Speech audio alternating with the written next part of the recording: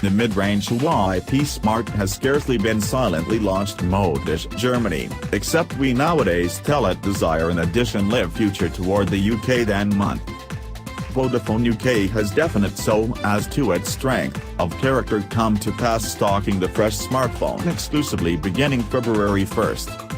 The P Smart at first launched what the like 7S in the field of plates by the side of 2017, bar it's referred to as misrepresented whilst the cellular phone was rolled away from home en route for supplementary countries such in the role of India. Immense screen, enduring specs.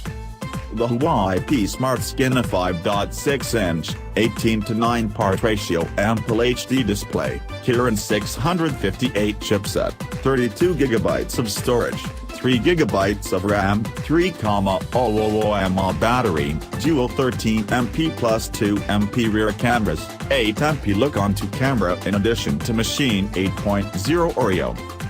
Determination slide trendy underneath the Huawei Mate 10 Pro along with Huawei P10, hooked on the focal point of the firm's smartphone range. Happening requisites of price.